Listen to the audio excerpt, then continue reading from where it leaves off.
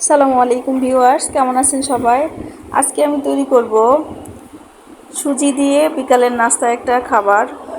একদম সহজে তৈরি করে নেওয়া যায়। প্রথমে আমি নিয়ে নিচ্ছি 1 কাপ সুজি। সুজিটাকে আমি একটু ভেজে নেব, খুব বেশি ভাজবো না, তাহলে কালারটা চেঞ্জ হয়ে যাবে।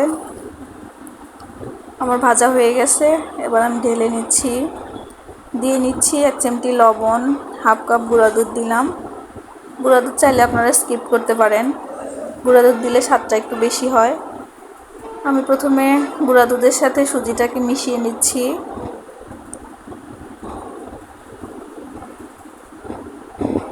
এ পর্যায়ে অ্যাড করব হাফ কাপ চিনি। চিনি অ্যাড করার পর আমি হাত দিয়ে ভালোভাবে সবগুলো উপকরণ মিশিয়ে নিব।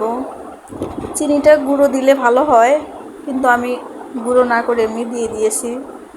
অল্প অল্প পানি অ্যাড করে আমি একটা ডো তৈরি করব। খুব ভালোভাবে মথে নিতে হবে। তারপর লেচি কেটে নিচ্ছি আমি। রুটি বানানোর মতো এরকম করে লেচি কেটে নিলাম। এবার আমি রুটি বেলে নিব। বেলে নিচ্ছি রুটি। খুব বেশি মোটাও করব না, আবার একেবারে পাতলাও করব না। এবার আমি একটা বোতলের মুখ দিয়ে কেটে নিচ্ছি। প্রথমে একটা কাটলাম, কিন্তু দেখা যাচ্ছে এটা বেশি বড় হয়ে যাচ্ছে। তারপর আমি ছোট বোতলের মুখ দিয়ে এটা কেটে নিচ্ছি। আপনারা চাইলে বড় বা ছোট যে যেমন ইচ্ছে কাটতে পারেন। আমি ছোট করে কেটে নিয়েছি। এভাবে আমি বাকি পিঠাগুলো বানিয়ে নিব। দেখতে পাচ্ছেন সবগুলো পিঠা আমি এভাবে বানিয়ে নিচ্ছি। কতগুলো পিঠা হয়েছে দেখেন, অল্প 1 কাপ সুজি দিয়ে অনেকগুলো পিঠা রেডি হয়ে গেছে আমার। এবার পিঠাগুলো আমি ভেজে নিব। চুলায় দিয়ে নিলাম প্যান, দিয়ে নিচ্ছি তেল। তেলটা গরম করে নিব প্রথমে আমি।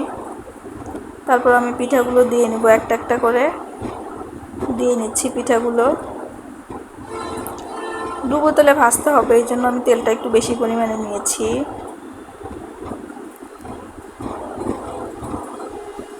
অনেকগুলো পিঠা একেবারে দিয়ে নিয়েছি।